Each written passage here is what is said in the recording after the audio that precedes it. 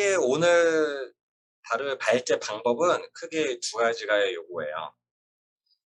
글, 그러니까 이거는 책과 관련된 질문, 그리고 요거는 이거는 독자와 관련된 질문. 이게 처음 하시는 분들은 이게 질문이 이게 뭐 구별이 안 될 수 있는데, 항상 질문하고 나서 그 답을 한번 여러분이 예상 답안을 생각해 보세요. 그러면 그 답이 책을 펼쳤을 때 나오는 것인가? 아니면 나의 머릿속이나 나의 마음속 생각에서 답이 나오는 것인가? 그거에 따라 이 관점이 달라지는 거예요. 그래서 여기서도 보면은 책과 관련된 질문, 책을 읽고 나서 책에 있는 사실을 확인하거나 내용을 분석하는 거. 두 번째는 독자의 생각. 이 내용 자체에 대한 평가나 논평에 대한 근거는 나의 생각이니까 나의 그런 생각, 내 삶의 적용, 나의 경험 이런 식으로 크게 결이 두 개가 나뉘는 겁니다. 실제로 그러니까 독서교육에서 독후활동지나 이런 거 만들 때도 항상 내용을 이해했는지, 그 다음에 네가 무슨 표현을 할 것인지, 크게 두 개의 결로 나뉘거든요. 그래서 그게 여러분이 오늘 지금 만든 거에서도 책을 봐야지만 찾을 수 있는 답과 책을 안 봐도 이야기 나눌 수 있는 게 있어요. 요 두 가지를 고민해서 하는 건데, 이게 우리 카페 올릴 과제이기도 해요. 중에서 보시면 과제를 만들 때, 질문을 만들 때 여러분이 내용 이해를 물을 것인가, 아니면 그 생각이나 주관적인 생각이나 감상을 물을 것인가. 그래서 아까 석형님이 너도 이렇게 힘들고 이랬을 때 극복했던 적이 있어? 따돌림 당했던 적이 있어? 그거는 완전 독자의 생각을 묻는 거죠. 생각과 경험. 책에 있는 게 아니죠. 근데 만약에 사자의 이름이 뭐야? 그 책에서도 답이 나오는 거예요. 그래서 여러분이 독서 모임이기 때문에 책에 있는 내용을 확인할 것이냐, 아니면 독자의 생각이나 감상을 물어볼 것이냐를 크게 결로 나눌 수 있습니다. 근데 어른들한테는 사실 기분 나쁠 수 있으니까 책의 내용을 많이 안 물어요. 근데 우리 저번에 그 소설책을 많이 모임하다가 철학책을 모임할 때, 어려운 책을 모임할 때 좀 부대껴가지고 나오신 분이 있었거든요. 그런 책 같은 경우는 아예 책을 같이 탐구를 할 때는 꼭 이런 게 필요해요. 내가 이 책을 이해했는지를 점검하면서 나아가는 거예요.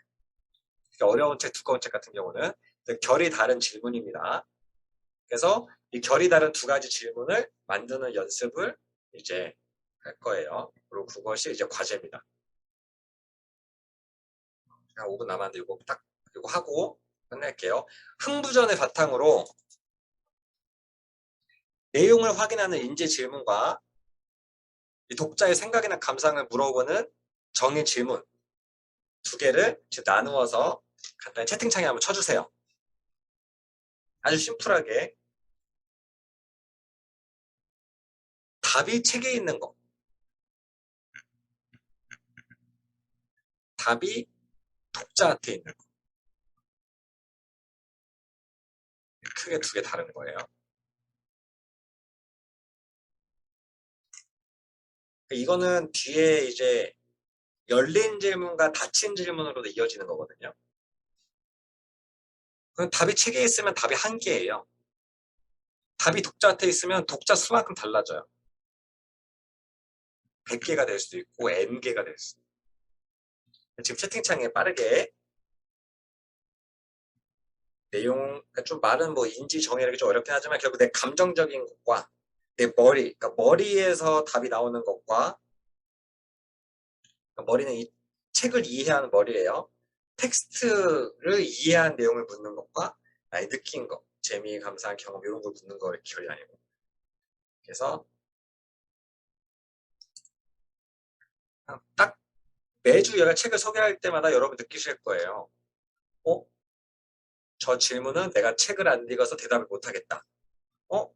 저 질문은 내가 책을 읽지 않았는데도 바로 답이 나오네. 토론하고 싶다. 그게 아니거든요. 그래서 이 두 개에 나누어서 채팅창에 한번 발을 쳐주시고,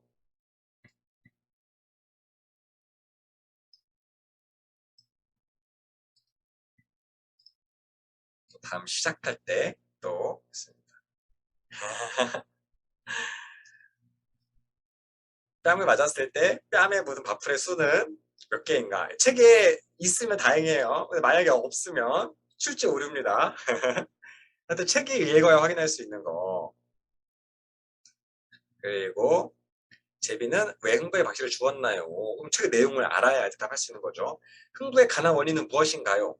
책에 나와 있어서 찾을 수도 있고 책에 없는 나의 배경 지식, 그 조선 후기의 시대상에 대한 나의 배경 지식이 필요할 수도 있죠. 책에 가난의 원인이 바로 나왔다. 뭐 게으르다 뭐다 나왔으면은 그거는 인지로 넘어갈 수도 있어요.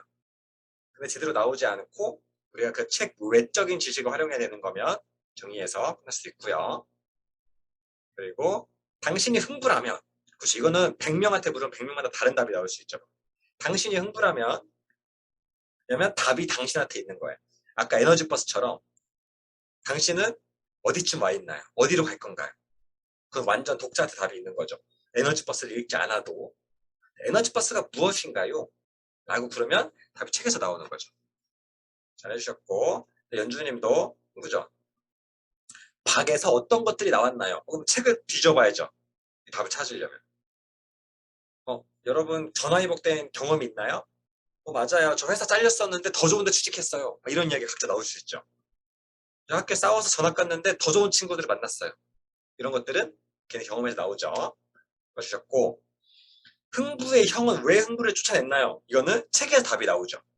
책을 펼쳐서 같이 이해한 내용을 할 수 있는 거고, 기영님도 흥부의 성씨는 무엇인가요? 책에서 살펴보고, 흥부는 자녀 계획을 했을까요? 이거는 책에 자녀 계획을 했다 안 했다가 나오면 인지 영역으로 넘어가고, 오히려 뭐 흥부의 부인 어떻게 생각하시나요? 흥부 부인 불쌍해요, 어때요? 이런 것들에 대한 감상을 물어본다면 좀 더 정의로 와닿을 수 있죠. 부자는 왜 성격이 고약한가요? 그래서 만약에 책에 자세하게 부자가 어쩌고저쩌고 해가지고 성격이 이상하게 됐다, 놀부가 이렇게 이상하게 된 사연이 나온다, 그러면 이제 인지 영역으로 확인하는 거고, 그 외에 개인적 경험들, 저 젊은 대표들 봤는데 스타트업 대표들 보면 다 꼰대들이더라고요, 말이 안 통해요, 막 이렇게 하면은 개인의 경험에서 나오니까 그거는 이제 정의적 영역으로 할 수 있죠. 만약에 흥부의 입장이라면 당신의 입장은 확실히 정의적 영역, 독자 영역으로 오는 거죠. 그 인지에서도 제비와 흥부의 중간 뭔가요? 박씨요. 간단한 퀴즈 같은 거죠. 그리고 부모의 재산을 가로챈 형제는 어떻게 해야 될까요? 이거는 책 외적인 이야기로 우리가 퍼붓는 거죠. 그래서